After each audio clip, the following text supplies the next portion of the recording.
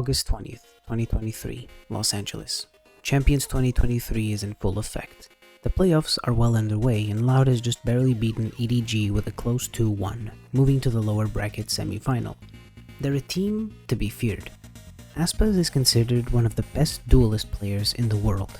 His Raze and his Jet are top class, and his style, one as chaotic as it is ordered, easily imposes upon the enemy team the fear of simply peeking him and almost the obligation of having to deal with him before everyone else.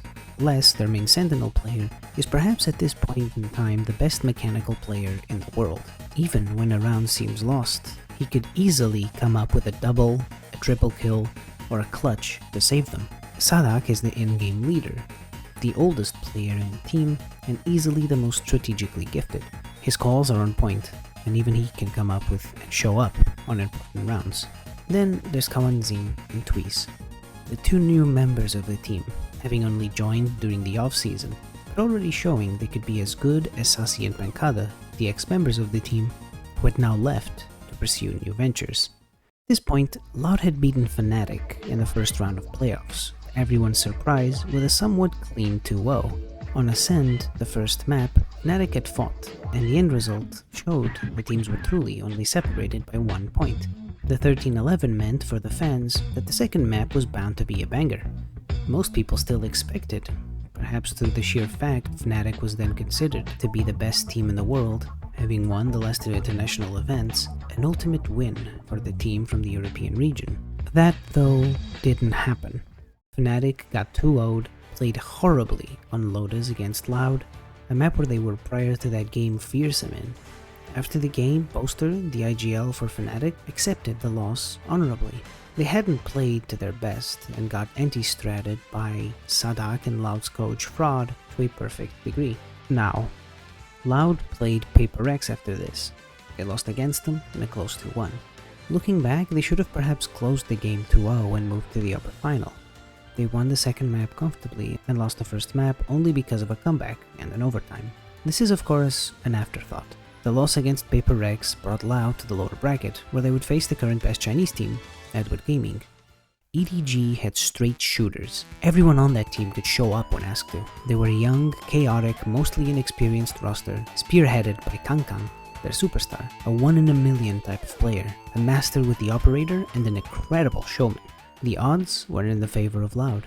They had experience on their side and a deep playbook of strats, but most analysts, commentators and fans still saw a possibility of EDG winning and pushing their Cinderella story run to a greater height. An interesting factor to take into consideration when looking at EDG is that perhaps because the Chinese league was still in the process of forming itself, or because of a personal decision of the coach and the players, they didn't really have a decided map veto. You see, when teams practice, they come to realize that they're better in some maps and worse in others. This may lead to them scrimming more on the maps they're good and scrimming less on the maps they're not so good at. Valorant always gives a team the possibility of banning a map before choosing one, which means you can take the one map your team is not so good at out of the playing draw early. Most teams will do this, and it makes sense. EDG, though, doesn't. They play any map, anytime. Over the course of their tenure, they haven't had problems playing any map.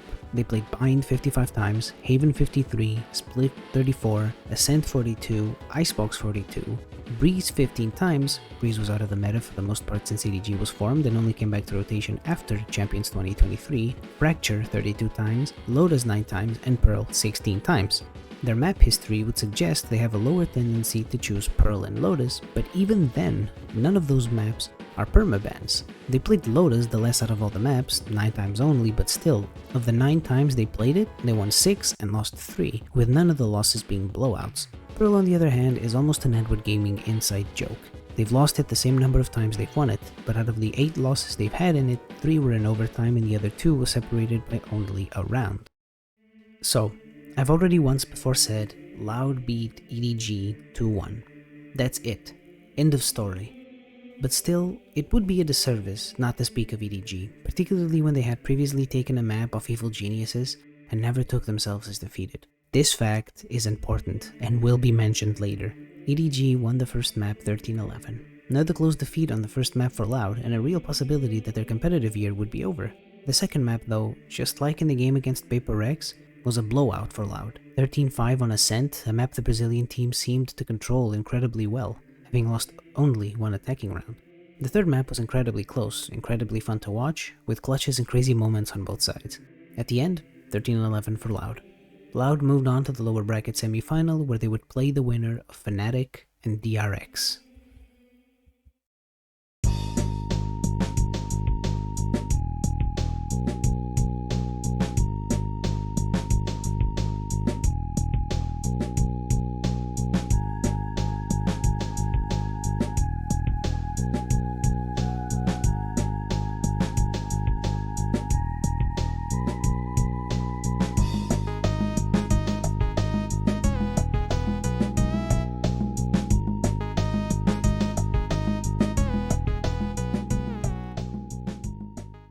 Welcome to this video about DRX, the Korean super team.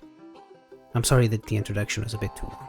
This is the first time I mentioned them, how many minutes in, but there's a point to this, I swear. August 20th, 2023, Los Angeles. Wait, haven't we done this before? Champions 2023 is in full effect. This day, though, was cursed.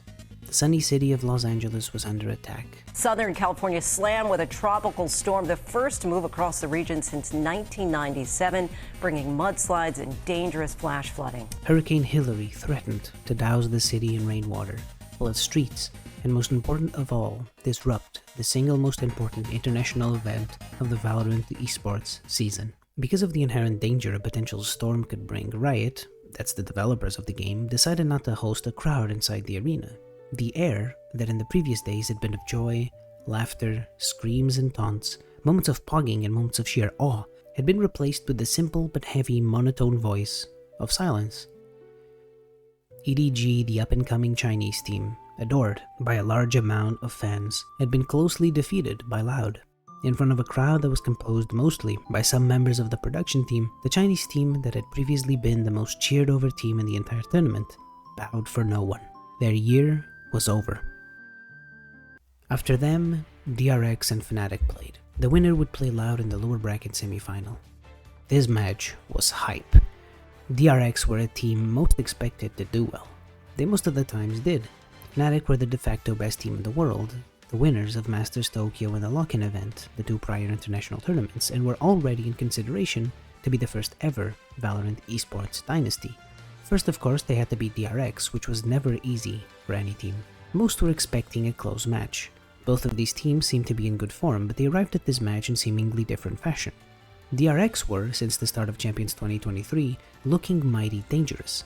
After being put in what was called the Group of Death, or the Group of Disappointment according to some analysts, they breezed past the group stage with 2 wins. In a group with Team Liquid, Na'Vi, Loud and DRX, you'd be pressed to choose which would beat which. The 4 teams were considered contenders coming into Champions, and all of them had a word to say in the discussion of best team in the world. DRX started the tournament with a game against Loud. Perhaps to the surprise of most, they swiftly beat them 2-0 in what would be Loud's worst performance on that tournament. Still though, a close game. After that, they played Na'Vi and beat them as well, in an incredible match in 2-1 fashion. They were the first team to go into playoffs, and even though no one knew which of the 4 teams would come out of that group, most fans just shrugged their shoulders when they saw DRX passed first. I mean, they always passed groups. If any team would go into playoffs, it was DRX. On that afternoon of the 20th, and in front of a crowd of nothingness, in an environment perhaps similar to the one both DRX and Fnatic knew from yesteryear, one so deeply connected to COVID and the lack of crowds, the match started in weird fashion. After the map veto, the 3 maps chosen were Bind, Haven, and Split. All 3 maps where both DRX and Fnatic were pretty good in. The match was set to be a banger, and a banger it was. The first map though didn't go like expected. Chosen by Fnatic, Bind seemed off-meta for both teams. DRX had started running a double duelist, double controller, 1 initiator comps with Raze and Yoru spearheading a shield of Brimstone, Viper, and Sky. Fnatic, who hadn't played Bind at the tournament yet, came out of the gate swinging with an off-meta chamber comp, similar to DRX's comp in everything but the double duelist. In Fnatic's comp, the Yoru was swapped with a chamber. Regarding the map itself, well, let's say one off-meta comp worked much better than the other, with perhaps the best example of how bad a map this was for Fnatic being that not only did Boaster have only 2 kills, None of the 5 players surpassed 10 kills over the 15 rounds the map had. For the fans of DRX, a 13-1 versus Fnatic was near orgasmic. No team had diffed Fnatic this hard all year. Coming into the tournament, they had only lost one map throughout both prior international tournaments, a close 13-9 versus Evil Geniuses. This was, though, a somewhat different looking Fnatic. They looked sloppy, almost like a shadow of their former selves. Not only had they lost clearly to Loud, but even their first lower round match versus the also European team of Foot looked closer than it should. As Boostio, IGL for Evil Geniuses had previously said, and as Loud showed to the world, they bleed. And they did look beatable.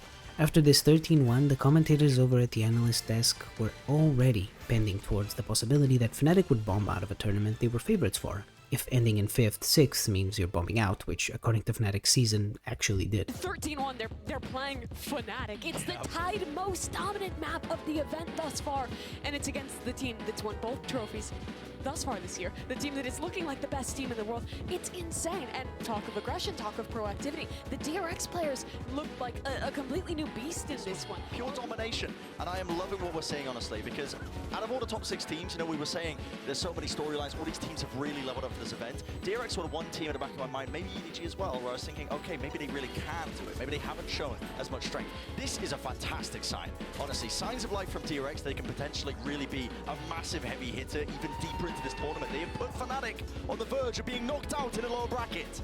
DRX looked pretty incredible. They meshed well with each other, their strats were looking nice, they were proactive instead of reactive, and they also seemed to have luck on their side. That was of course until the second map came around. Haven was a much closer affair. Minnie, the coach for Fnatic, had certainly given them a beating backstage, and the boys so often considered a super team started showing up on the back of a horrendous first map. After a first half that couldn't be closer, the coaches talked to their teams over a 6-6 result. On the second half though, Fnatic edged out at the end, and the map closed off at 13-9. At this point, the DRX players felt a sense of deja vu. They had been there, in playoffs, so many times before, and so many times that they lost. Would this time be different? Would they win and move forward to the lower bracket semi-final, where they would play Loud once again? A team they had already beaten once before on their opening match. If you're a fan of Valorant esports and have been following the game somewhat closely, you're most likely aware of the final result. You're aware of who DRX were at this point and what they were most known for. You, as a knowing fan, are in a somewhat similar position to the one the players were in between those second and third maps, knowing you were one map away from beating the reigning champions, but knowing that you had been in that same position so many times before, and so many times you had failed to succeed. Let's enter that rabbit hole, shall we? Let's see the abyss that is DRX. Their history, their wins, their losses, their curse. Consistency is something every single team or any single athlete needs to strive towards. If you win something just once and then disappear into oblivion, never to win anything again, most people won't remember you. The laurels you could have gotten, the honor, pride and glory you as a sports athlete desired to achieve would slide from your hands just after you grabbed them. In any sports and any human activity in general, consistency is what is most difficult. Still, there are a lot of occasions where someone wins something only once and is then forgotten in favor of the others that either came before or after and that were just more consistent. The problem with winning something once and then never again is that most people will take you as a fluke and will undermine whatever you achieved. For the fans of the team that won once, the memory of winning will be a golden one. In football, for example, or soccer if you will, a less popular, less wealthy team will sometimes go all the way and win a cup. Perhaps the best example of this happening can be found in the Football Association Cup, or the FA Cup from the English League, and the year of 2023. See, in 2023 the FA Cup had already upwards of 100 years of history. Most fans knew what to expect, and knew that if a small team wanted to win big, this was the tournament to try and do it. This can happen because the FA Cup is a single elimination bracket knockout cup, which means that theoretically, a team from the 3rd or 4th divisions can start way down the bracket, make it up to the final, and win it all. In 2013, the final game of the FA Cup was fought between Manchester City and Wigan Athletic. Now, Usually the FA Cup final happens after the regular Premier League weeks have ended, which means that once the day of the final arrives, the Premier League champions are already known. This year, and after an incredible last day win last year where Aguero had given City the title well into stoppage time, City had failed to win the league, but had stayed consistent and secured the spot of runner-up. Wigan Athletic, on the other hand, was dead last in the Premier League, and was, at the time of the final, already relegated to the Championship, the second division of English football. Most people expected City to win the FA Cup and to still have a trophy to salvage their year. Wigan were, after all, the worst in the league and looked dead in the water. Well, until the game came around, of course. Wigan won 1-0. For years, this FA Cup was remembered, not because Wigan won it, but because City lost it. For Wigan fans, this was a moment of jubilee. The team, although having been relegated, prepared a parade around the city to celebrate, and thousands of people came to watch. Wigan never got close to winning the FA Cup in the following years, and league-wise have been submerged in the bottom tiers of English football for what seems like forever. In other sports, winning just once can be even worse. For Wigan, at least the fans could rejoice in having won such a prestigious trophy like the FA Cup. They're underdogs, and as such, know when to celebrate their victories. The same can't be said, though, for Ascend. Ascend were the first team in Valorant to win a major international event. With major international event, of course, I don't mean any international event, but Champions, and in their case, Champions 2021. Valorant at that time was still growing as an esports. Franchise was still a long ways away, and not a lot of teams had hype behind them, much less fans to support them. Sentinels were a very popular team, but after having won Masters Reykjavik 2021 without losing a single map, they failed to win any of the succeeding tournaments, and worst of all, looked inconsistent and bad. At Masters Berlin, the second international tournament of 2021, Sentinels lost early in playoffs, and in Champions 2021, they didn't even make it to playoffs. At this point, the eyes of the public were turned to two other teams, Envy, later known as Optic Gaming, and Gambit. These two teams had fought against each other to win Masters Berlin, and Gambit had come out on top. Going into Champions 2021, Gambit was the team most considered to be the best in the world. Looking back, they probably were. They were the best mechanical team, had some incredible players that, even after Gambit's disband, kept playing at the top level and became world champions, and were strategically sound. Gambit reached the final of Champions 2021, and at this point, most people expected them to win it all. They deserved it, but they lost. A close 3-2 series to Ascend. Ascend were no-namers. Besides perhaps being known for having CNED, one of the best operator players the game ever saw, and for having lost a 9-3 lead against the 100 Thieves, they weren't favored among the fans. Still, somehow they won Champions 2021. They were Valorant's first Champions winners. After their win, some people argued for their supremacy. I mean, they had beaten Gambit, deservedly so, and could now go on to become consistent, even if they weren't before, at winning. In reality, Ascend was never really heard from again. In 2022, they failed to qualify for any international tournament, and weren't even there to see Loud win Champions 2022 and take their mantle off of their shoulders. Years passed, and with Ascend not being chosen for the franchising league, it does appear like their one win was a fluke. After all, they lacked consistency. Fortunately, Valorant, in those first 3 years of existence, did not have a lack of consistent teams. Teams that stayed around the top and were considered, when tournaments came, always as possible contenders, if not favorites to win. From the roster of teams, and after looking carefully, I chose these as the most consistent Valorant teams between 2021 and 2023. Fnatic, Optic, Loud, DRX. Fnatic started their international history with a second-place finish at Masters Reykjavik 2021, where they lost the Sentinels 3-0. They didn't make it to Masters Berlin, which is a fault in their consistency, but would end up making Champions 2021, where a playoff spot guaranteed their 5th place finish. At Masters Reykjavik 2022, they failed to qualify from groups, and ended up at 11th place. At Masters Copenhagen, they finished 4th overall. At Champions 2022, they finished 5th. And of course, after franchising, they dominated and were top 4 in all international tournaments. Optic, on the other hand, didn't qualify to Masters Reykjavik 2021. At Masters Berlin, though, at a time when they were still known as Envy, they finished 2nd, just behind Gambit. At Champions 2021, they failed to qualify from groups and finished 11th overall. At Masters Reykjavik 2022, they got 1st place. At Masters Copenhagen, they placed 3rd. And at Champions 2022, they placed 2nd. Optic are by a long shot the most consistent North American team. Unfortunately, the org was not accepted into franchising and the team disbanded. They have no history in 2023, but their consistency before that grants them a place at this particular table. Loud go the other way around though. Their team was formed only at the beginning of 2022, which means they missed the first year of international Valorant tournaments. Still, they came out of the gate swinging and got the second place at Masters Reykjavik 2022.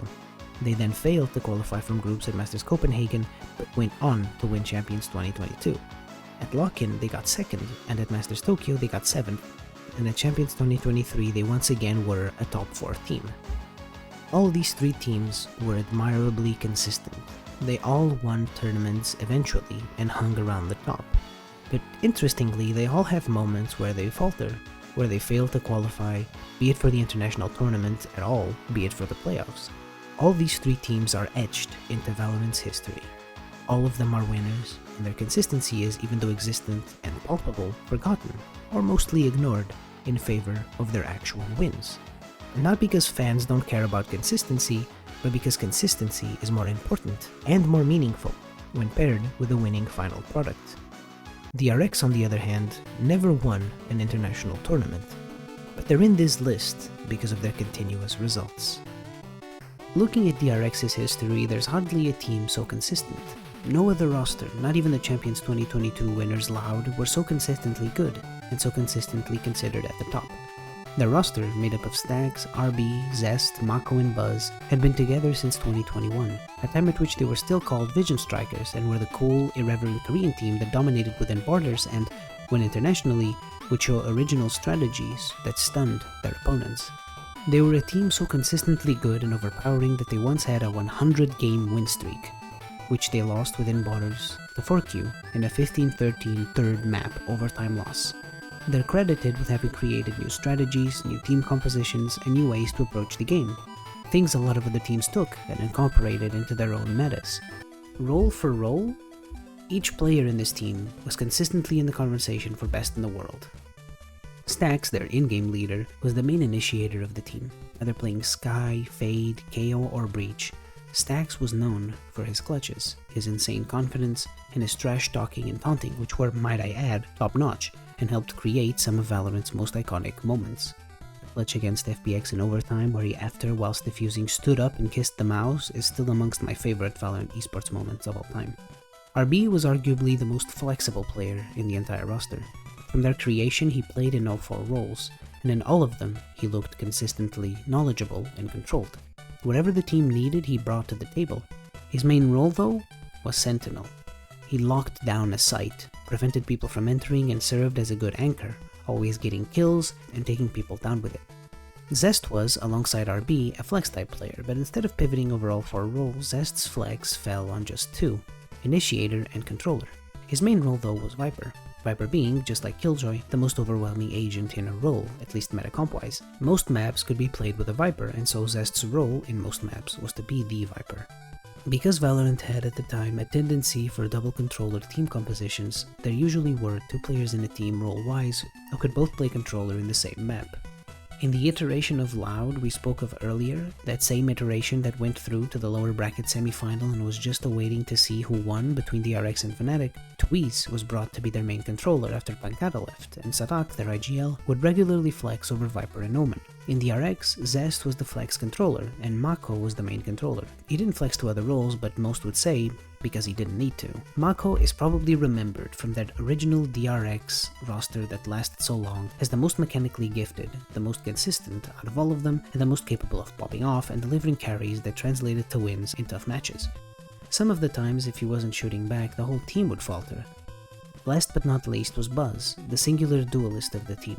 He was a somewhat quiet player who did his role well. He fragged out sometimes, while others he didn't as much.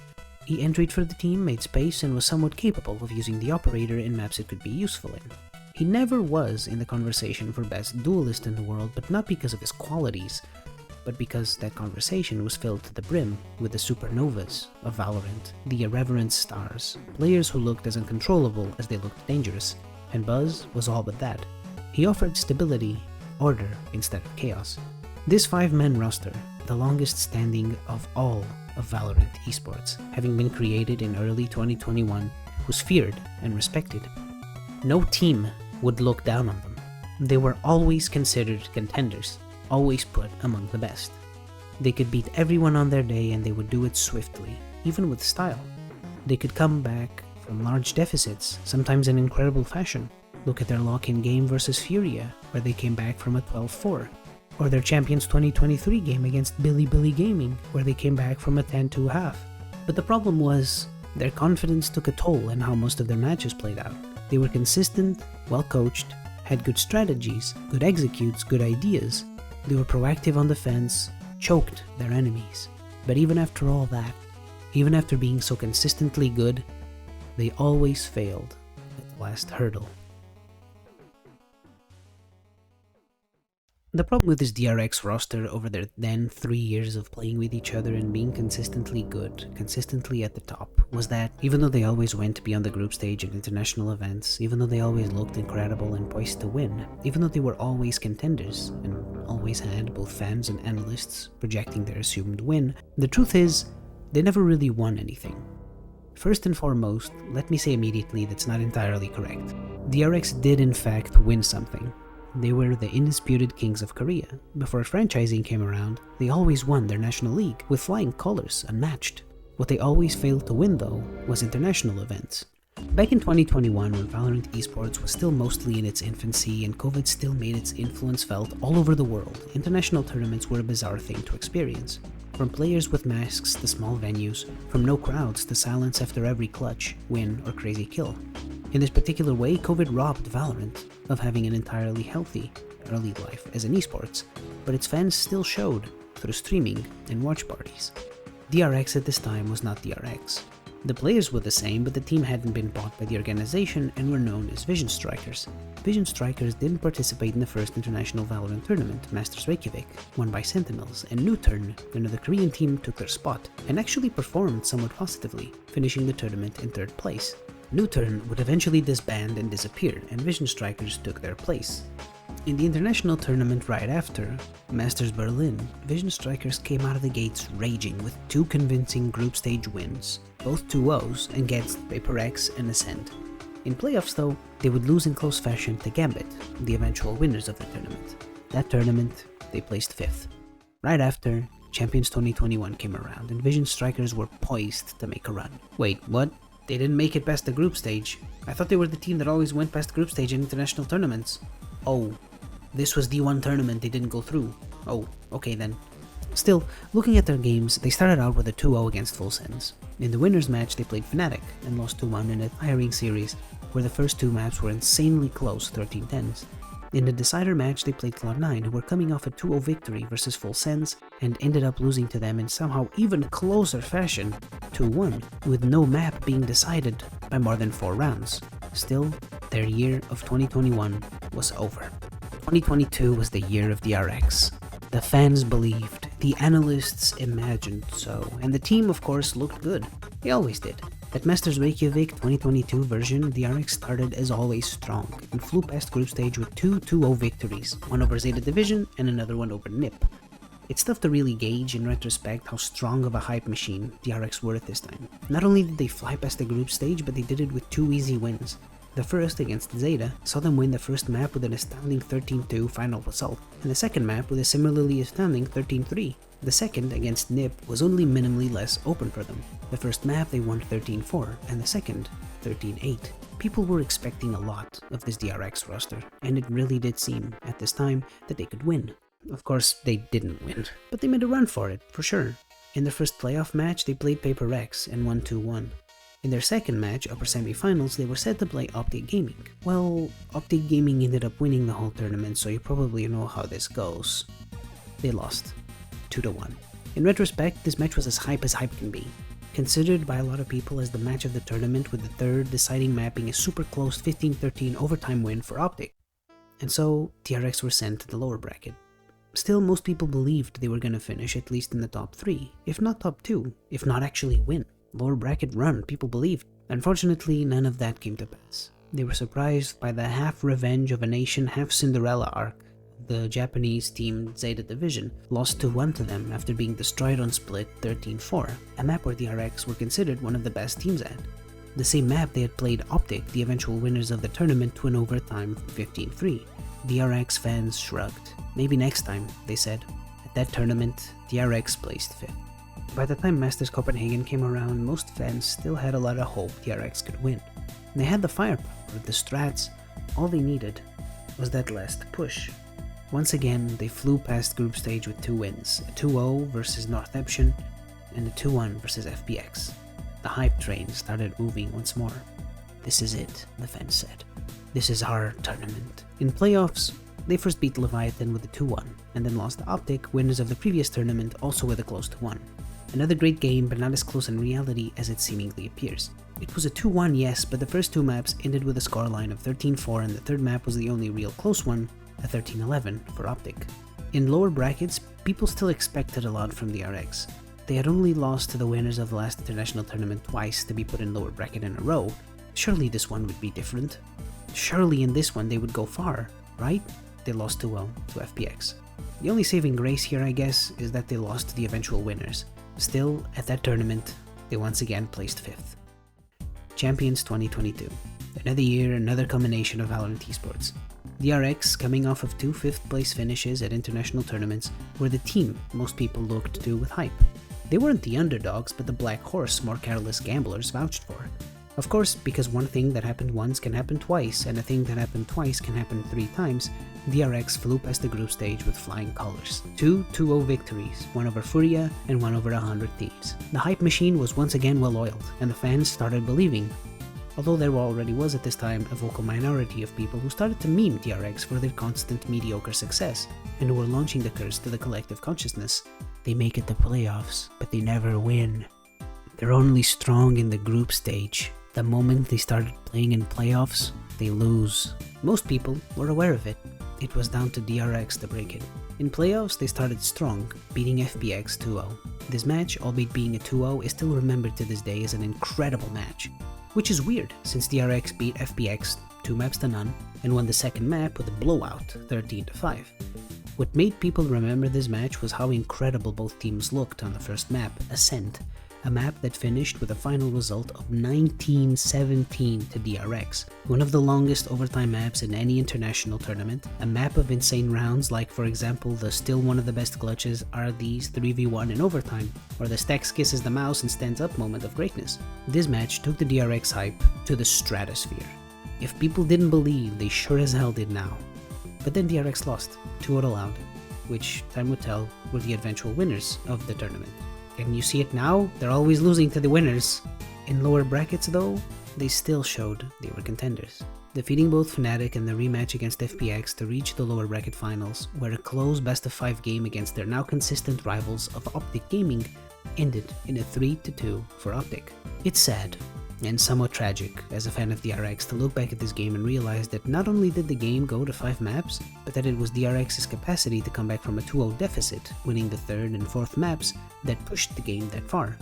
At a point, the reverse sweep seemed not only possible, but achievable.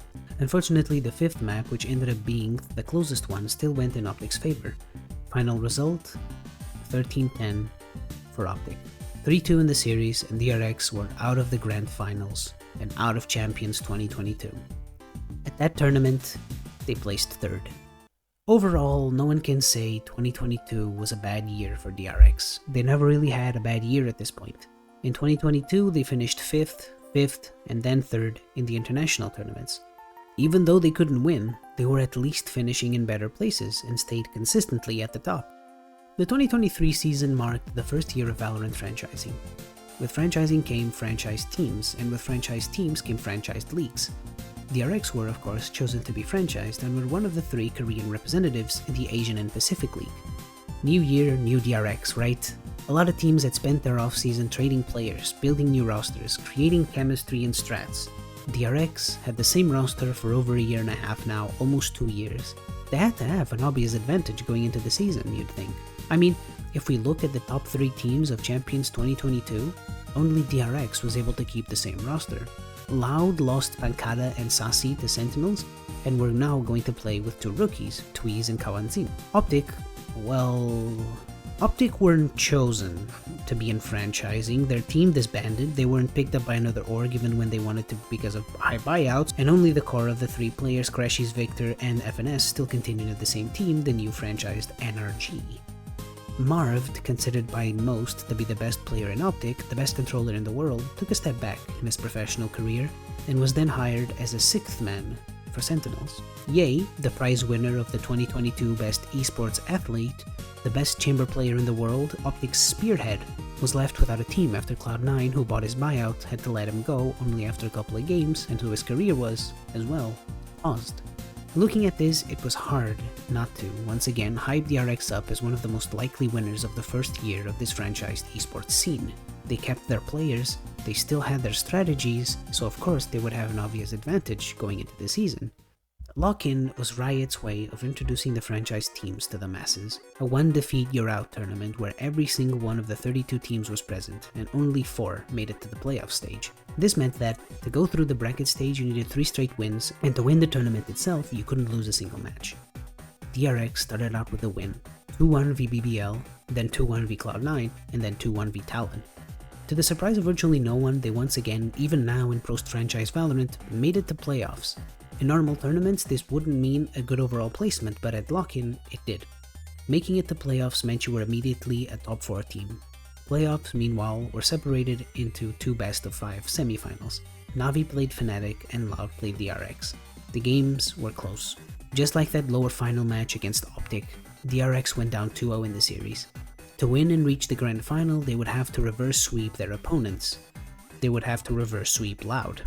They were able to, once again, through sheer force of will, keeping your cool and maintaining your strategies clear, would win both 3rd and 4th maps, but just like in the game against Optic, for what we can seemingly now consider some mighty bad luck, they lost the 3rd map, and their tournament ended right then and there. At Lock-In, they placed 3rd. DRX finished top 4 at Lock-In, and were once again considered one of the likelier teams to win the regional franchised league. The regional leagues, though, had come before Masters Tokyo, and DRX, a team that dominated the Pacific League, were looking a bit different than before.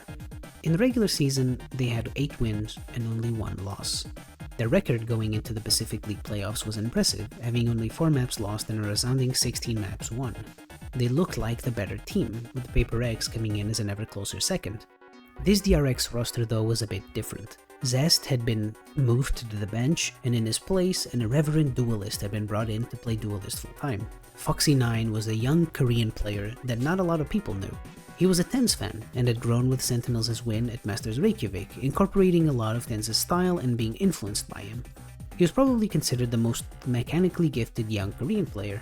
DRX poached him from Reignite and put him as a 6th man at the start of the season, with the intention to incorporate him onto the team slowly. He didn't play at Lock-In, but made his debut during the regular Pacific League season, and by the time the playoffs rolled around, he was playing every game. Zest was out. In the Pacific playoffs, DRX played in the upper semifinals against Team Secret and won 2 maps to 1. The game wasn't necessarily easy, but given the fact that they had lost to Team Secret earlier in the season, winning against them in playoffs meant payback. They lost the first map 13-9, but won the 3rd and 4th maps convincingly, 13-5 and 13-4 respectively. In the upper final, they played Paper X. They had already won against Paper X once before that year, but this Paper X was different. They added something mid-season, an incredible duelist player that, with his insane Reyna and Jet combo, had made Paper X somehow even crazier and more uncontrollable than before. Unleashed, Neo Paper X beat DRX 2-0 and advanced to the grand final. In the lower finals, and in a match that barely mattered for international purposes since all 3 teams were already qualified for Masters Tokyo, DRX beat T1 3-2. Important to note that Foxy9 was once again benched, and Zest was brought back to reprise his usual role of controller initiator flex, with Buzz, who had started flexing to Sentinel and Initiator, being brought back to the role of main duelist. In the grand final, DRX lost 3-2 to Paper X without Foxy9 and failed to become champions of the Pacific League. Because this was also a pretty big tournament, we counted as well. At this tournament, they placed 2nd. Masters Tokyo was the 2nd international tournament of 2023. DRX weren't, for once, the most hyped up team of the Pacific region, with that role being now given to Paper X. We can see though, if we look at all the placements they had at international events, that they were starting to climb up. Paper X though, because of visa issues, weren't gonna play with something this tournament and were instead forced to play with a sub, Cigars. This meant that at the start of the Masters Tokyo, no one knew exactly which team of the Pacific region would do best, which one was the contender, which one the underdog, and which one the dark horse. DRX though, in perfect DRX fashion, were able to pass the group stage but not easily. Their opening match was against Attacking Seoul Esports, a Chinese team not many were expecting much of, and that match they won 2-0. Their second match was against Evil Geniuses, a weird team from the Americas region known at the time mostly for having a 10-man roster, 2 whole squads, one for playing, the other for masturbatory screaming sessions, I did say that, and for only having made the Americas League playoffs because a Brazilian coach decided to knife a guy. Yeah, that's another story. Really, after that though, and with the addition of the cracked irreverent jet main Demon 1, where have I seen this before? EG had actually grown to be a well-organized team under the helm of Coach Potter, known for her perfect anti-stratting techniques. This match DRX lost, 2-0. In the decider match they played Foot, a Turkish European-based team with a full Turkish roster. Although a tough match, DRX won 2-1. They had made it to playoffs once again. One more international tournament, one more playoffs appearance for the now ever older, ever exhausted DRX roster. This time though, and with considerable less hype, most people had become attuned to the DRX curse and didn't take them seriously until later down the line. After all, they always lost when it mattered the most. DRX bombed out of playoffs with 2 2-0 defeats, the first to Paper X and the second to NRG. Both Paper X and NRG finished Masters Tokyo in the top 4, but none in the top 2. At this tournament, DRX placed 7th. At this point, it seemed that this DRX roster were doing nothing but going in circles. Being good, being consistent, but never being good enough to win in the international stage. Sometimes they lost to the eventual winners, sometimes they lost to the runner-ups or the 3rd or 4th place. But in any case, they were never at the top. They were so close, but never truly there. Here we are once again, the 3rd map of DRX's game versus Fnatic. Looking back at it, a seemingly unimportant game in the grand scheme of things. A lower bracket round 2, to decide which team got 5th and 6th place as champions, and which team went through and secured being a top 4 team in the world. But still a game that most people, when looking back at Champions 2023, won't fuss much over. After all, there was still the upper bracket final, the lower bracket semi-final, the lower bracket final and the grand final to come after, and then the winner, the 2nd place, the 3rd place and the 4th. Most people don't remember 5th and 6th place. They were good teams, yes, undeniably, and people won't call them bad. They made a run, they'll be respected, but they still aren't amongst the first 4, nor anywhere near the winner. DRX had made sure they weren't a disappointment of the group of death, had been the first to qualify from their group to playoffs, and had won their first playoff match with Billy with apparent convert, 2-0. That's not what happened though. On the first map, Lotus DRX looked troubled, like a shadow of their former selves, and finished the first half with a 10-2 deficit. Billy, the lesser known of the 2 Chinese teams in playoffs, had already made a name for themselves by beating NRG twice without losing a map, knocking them out of the tournament early, and after this 10-2, felt like possible contenders to win the tournament. That of course, or DRX were lost, like they often looked. Whatever Termi told them, after that half-game pause, DRX brought it back and won the map 13-10. The second map was close, but still went in DRX's favor, 13-9. On their second playoff game, DRX played EG. EG were probably the best looking team in the tournament at that point. They had won every game with a statement and had built to themselves the persona of villains. Which of course goes great with their name, so yeah. Perhaps unsurprisingly, DRX lost against EG. EG were the defeated finalists of Masters Tokyo. They were considered themselves the 2nd best team in the world, so DRX losing against EG wasn't weird per se. Earlier in this video, I spoke about map vetoes and about how a team may want to either ban a map they're personally not so good in and or ban a map they knew the team they're playing against is great at. Well, EG were considered throughout the most of the 2023 season the best fractured team in the world. Their double initiator comp Breach, an initiator with a long history on the map, and Sova, an originality served by Com, who was a Sova main, meant they had only lost the map twice, once against Cloud9 early in the Americas League season and then against Loud in the upper final of the Americas region. Ever since then, most teams found a way of banning Fracture versus EG. They were not only a nuisance to play against, but were almost secured to win. To beat EG on Fracture, you would have as a coach to not only have your own strategy for other teams that play different comps on Fracture, but have a specific composition and a specific anti-strat for EG's Fracture. For most teams, this would be a tough job. They wouldn't even try it. Just ban the map and focus on other maps where you're better. That's much simpler. DRX though were never known for their simplicity. They were a team that started out as originals, coming up with new strats, new comps that actually worked. They shifted the meta and made it evolve. In the game against TG, not only did DRX ban Ascent, which was a map they yes, didn't choose much, but also a map they weren't horrible in, but most importantly, they let EG choose Fracture. Looking back, we can be safe to assume that Termi and the other coaches had come up with a plan to defeat EG on their map pick, and eventually win 2-0, since the second map was Lotus. That could have happened, it really could, and DRX would have gone up to the upper final.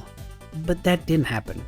EG won Fracture as they usually do, 13-9, and won Lotus much more comfortably, 13-4. DRX fell to the lower brackets, where they would meet the reigning champions, Fnatic. This is it. Map 2 against the de facto best team in the world, after beating them senseless on the first map, now 6-6 after the half. It's as close as it could be. For the DRX players, this is their chance to fight their past, their curse, to finally win and step out of the mediocre positive play they were so consistent at. If they had won, no one would say it was undeserved. They had been on the top for so long that a win would come eventually, right? Well, they didn't win Haven, they lost 13-9, the series was tied at 1-1, and Fnatic seemed to have the upper hand going into Split. Indeed, Fnatic beat them, 13-6. DRX were eliminated once again. Fnatic would be the ones to play loud in the lower bracket semi-final to try and get their revenge for the 2-0 in the first round of playoff, and DRX, well, they were once again jailed from winning. At Champions 2023, they placed 5th, completing the circle. In retrospective, the DRX roster of those 3 years was a team no one ignored.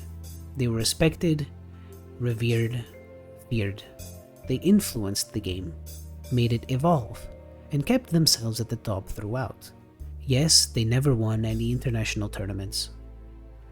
What was it that prevented them from evolving into winners? The coaching staff? The strats? The players? Was the lack of change a bad thing instead of a good one? Did they need a spark like Foxy 9 to fuel their fire? Perhaps time will grow to see them as chokers, as a roster incapable of actually winning.